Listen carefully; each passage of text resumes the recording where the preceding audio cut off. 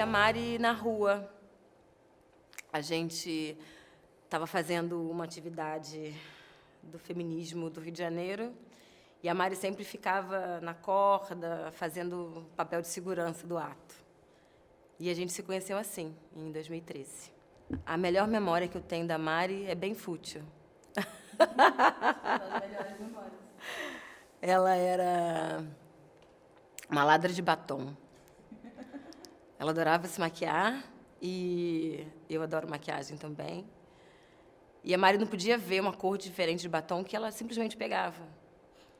Aí eu, Mari, eu acabei de comprar esse batom. Não, você vai e compra outro. Teve um dia que eu fiquei tão chateada. Ela percebeu que eu fiquei chateada porque eu tinha acabado de comprar, assim, estava tirando do lacre. E aí passou uma semana, ela veio com o mesmo batom e me deu a mesma cor. É uma graça, assim. E ela tinha esse cuidado. Eu lembrei da história do batom porque, na verdade, a Mari era muito cuidadosa, muito atenciosa. E ela sabia, na verdade, que eu adorava falar sobre maquiagem, e sobre beleza, e sobre cabelo. E a gente falava horas sobre isso. O que a gente vai fazer? Qual a cor que a gente vai colocar no nosso cabelo? Ela não gostava do cabelo curto, por exemplo. Vou botar a trança de novo, eu acho. Vai ficar chateada de eu estar fazendo esse filme com cabelo curto. A Mari era o nosso espelho bom, né? Ela representava uma mulher vitoriosa, guerreira, forte, inteligente, para além da nossa barreira de sofrimento, de luta. E ela não falava do sofrimento. A Mari não falava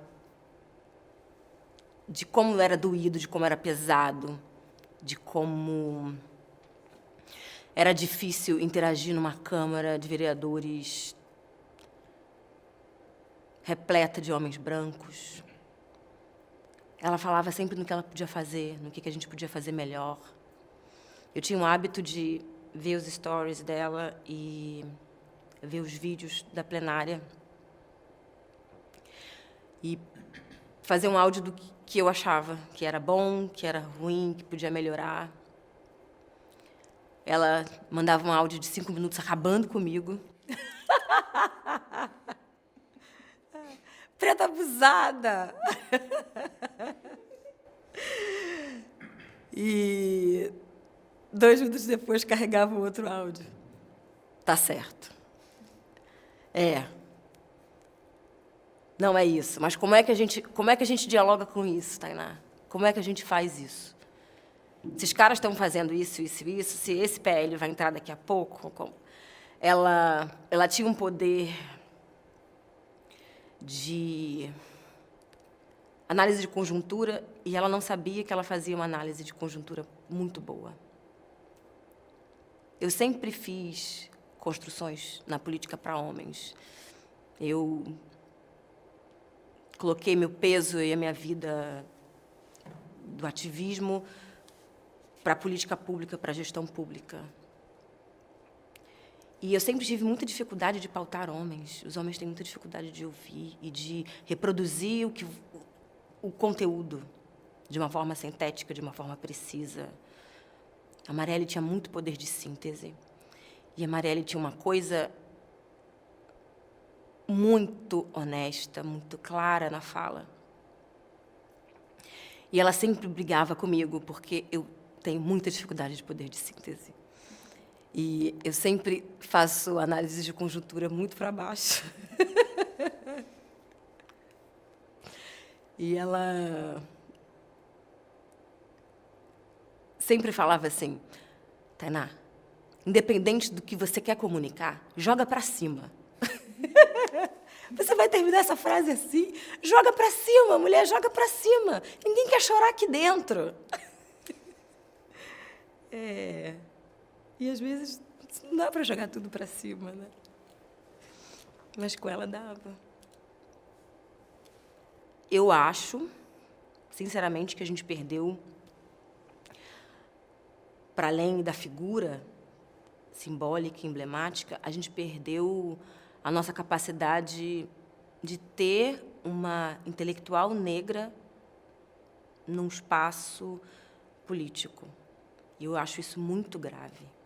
A gente perdeu a capacidade de pensar a nossa cidade, de pensar as políticas públicas de uma forma mais humana, mais próxima.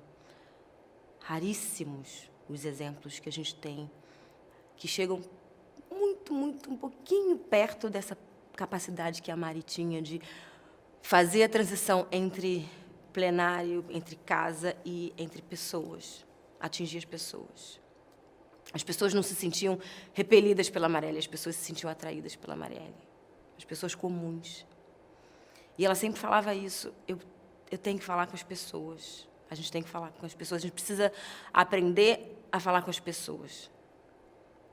E ela falava, brincava comigo, não me enche de teoria, não quero saber de teoria. O que eu vou falar para as pessoas amanhã?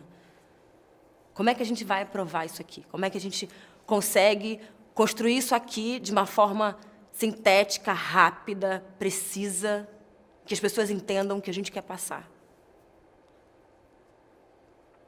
Eu sinto muito medo da gente não conseguir se dar conta desse símbolo, desse marco que a gente perdeu, e pior, da gente ter um descrédito desse lugar de representação, que eu acho que a gente já está, né? As pessoas não se sentem representadas por políticos, por ninguém.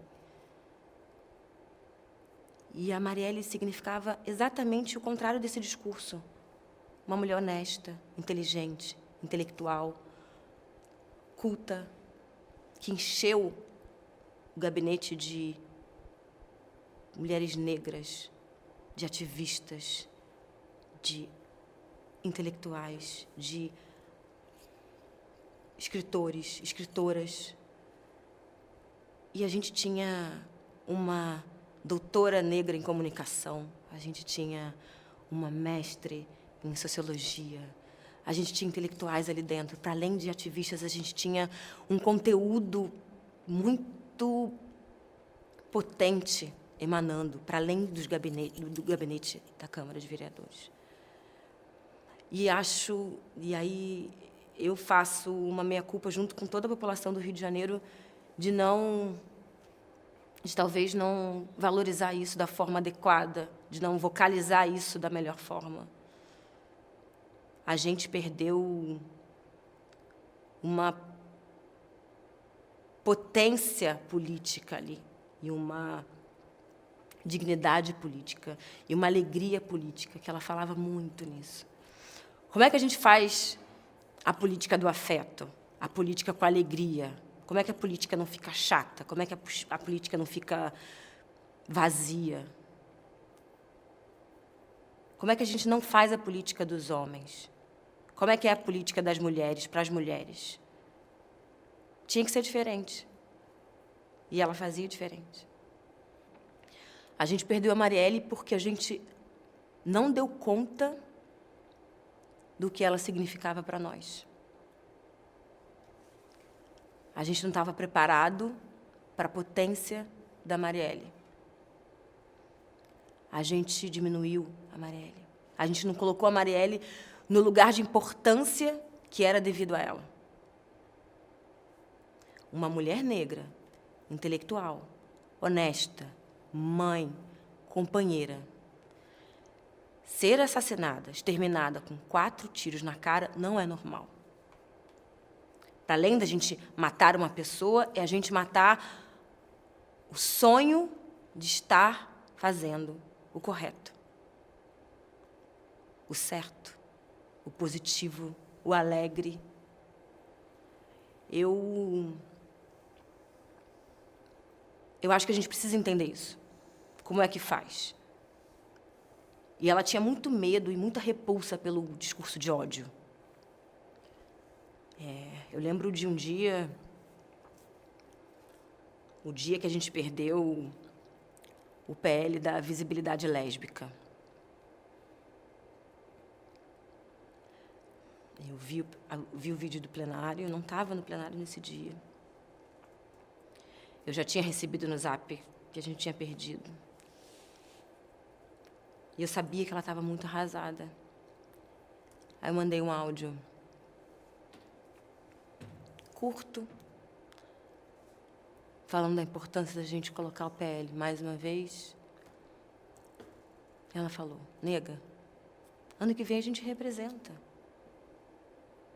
Quem além de nós ia falar disso? Quem ia falar sobre as lésbicas se não fosse a gente? A gente está fazendo certo. São eles que não estão entendendo.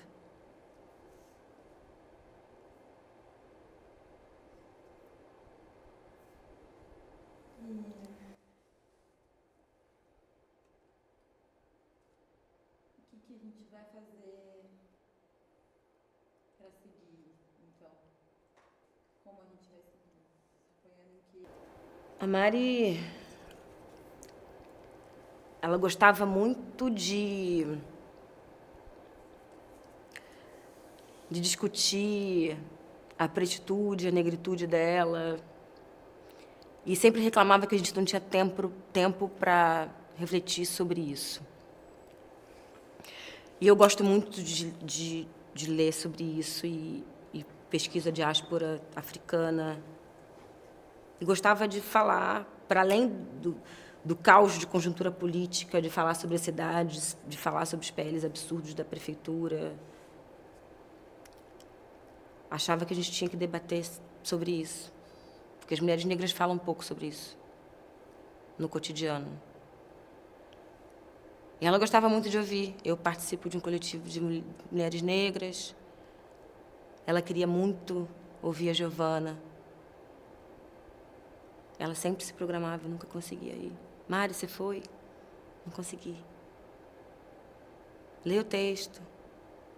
Não deu tempo. Me fala dele.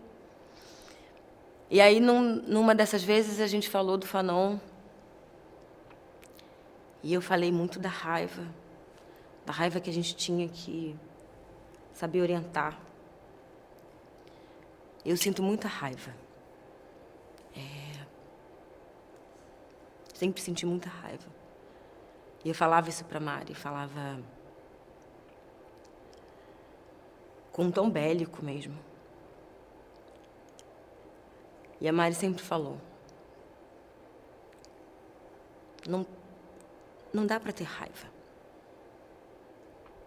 A raiva não nos coloca em lugar nenhum.